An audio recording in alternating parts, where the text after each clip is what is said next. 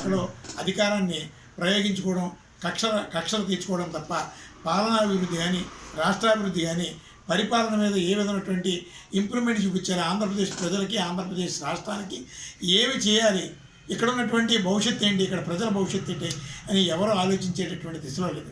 ఈరోజు విద్యా వైద్యం ఘోరమైనటువంటి పరిస్థితుల్లో ఉంది. రోజు రోజుకి ఖరీదైనటువంటి వ్యాపారంగా మార్చేస్తున్నారు. అసలు విద్యా వైద్యాన్ని ప్రభుత్వమే పూర్తిగా అమలు చేయాలన్న రాష్ట్రీయ ప్రజా కాంగ్రెస్ పార్టీ ఎన్నాళ్ళ నుంచో గొంతెత్తి అరుస్తుంది. ఈరోజు ప్రైవేటు విద్యా వైద్యాన్ని ఖచ్చితంగా పూర్తిగా సమూలంగా రద్దు చేయాలి. రద్దు చేసి ప్రభుత్వ పరంగా కార్పొరేట్ విద్యా వైద్యాన్ని, ఆ స్థాయి విద్యా వైద్యాన్ని ఆంధ్ర రాష్ట్ర ప్రజలకి అలాగే తెలంగాణ ప్రజలకి అమలు చేసిన రోజే తెలుగు రాష్ట్రాలకి మంచి భవిష్యత్తు ఉంటుంది.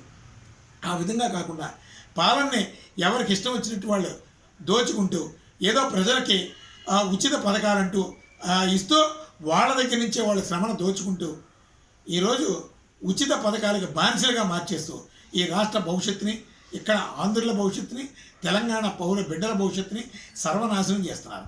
కానీ ఇప్పుడున్నటువంటి ఈ కార్పొరేట్ పాలకుల మూలంగా రాష్ట్రం చాలా ప్రమాదకరమైన పరిస్థితికి వెళుతుంది. నేను ఒక పక్కనే ధరలు విస్తృతంగా పెంచేస్తున్నారు. మేము నెల అయ్యేటప్పటికీ మేము పథకాలు అమలు చేస్తాం, ఉచిత పథకాలు తీసుకొచ్చిస్తాం, మీ ఇంటికి తీసుకొచ్చిస్తాం అంటున్నారు. ఎవరి జేబులోంచి ఇస్తున్నారు? అప్పులు చేస్తున్నారు. ఈ అప్పులు చేసి ఆ భారాన్ని ఎవరి నెత్తి మీద పెడుతున్నారు? సామాన్యుల ప్రజల మీద పెడుతున్నారు. ప్రజల నెత్తి మీద భారం పెరిగితే అప్పు ధరలు పెరిగిపోతాయి. అలాగే ఒక పక్కన విద్యుత్ ఛార్జీలు స్లాబ్ వైజ్ పెంచేస్తున్నారు. ఒక పక్కనే కన్జ్యూమర్ ప్రోడక్ట్ అంతా కూడా పెంచేస్తున్నారు. రేపు పొద్దున పరిస్థితి ఏంటి?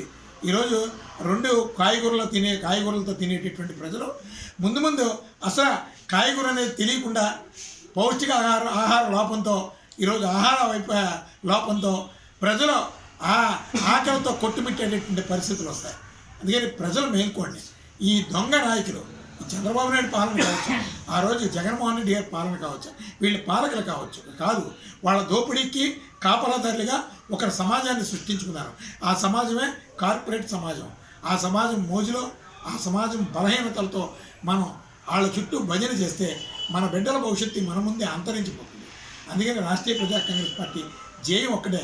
ప్రభుత్వ ఉద్యోగులు కూడా ఈరోజు ఉద్యోగాలు చేయడం మర్చిపోయారు. రూల్ పొజిషన్ అంటే తెలియకుండా పోయారు. ఈరోజు ఏ ప్రభుత్వ కార్యాలయం ఉన్నా పౌర సేవల కోసం అవగాహన ఉన్నటువంటి ఉద్యోగం ఉన్నారా?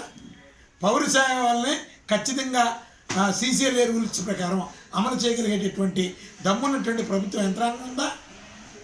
అసలు ప్రభుత్వ ఉద్యోగులు అసలు ప్రజలకి ఏ విధమైన మేలైనా చేస్తున్నారా? ప్రభుత్వ కార్యాలయాల్లో మేలు జరుగుతుంది, చట్టపరమైనటువంటి భద్రత ఉంది అని ఏ పౌరుడైనా ఈరోజు నమ్మకంగా జీవించగలుగుతున్నాడా?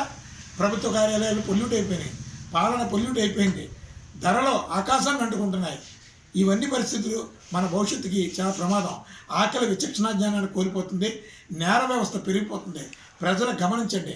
మన బిడ్డల భద్రతగా ఉండేటటువంటి పాలకుల్ని మనం ప్రోత్సహించకపోతే ఖచ్చితంగా ఈ సమాజం చాలా ప్రమాదకరమైన పరిస్థితుల్లో ఉందని రాష్ట్ర ప్రజలకి రాష్ట్రీయ ప్రజా కాంగ్రెస్ పార్టీ విజ్ఞప్తి చేస్తుంది. భవిష్యత్తులో ఒక ప్రత్యామ్నాయ రాజకీయ నిర్మాణాన్ని, సమాజానికి ఈ వ్యవస్థకి పనికొచ్చేటటువంటి కార్యాచరణని రాష్ట్రీయ ప్రజా కాంగ్రెస్ పార్టీ ఆధ్వర్యంలో లైక్ మైండెడ్ పర్సన్స్ అందరితోని కూడా ఈ రాష్ట్రంలో ఒక ప్రణాళిక సిద్ధం చేస్తుంది. ఖచ్చితంగా త్వరలో ఆ ఉద్యమ కార్యాచరణని త్వరలో ప్రకటిస్తామని రాష్ట్రీయ ప్రజా కాంగ్రెస్ పార్టీ తెలియజేస్తుంది.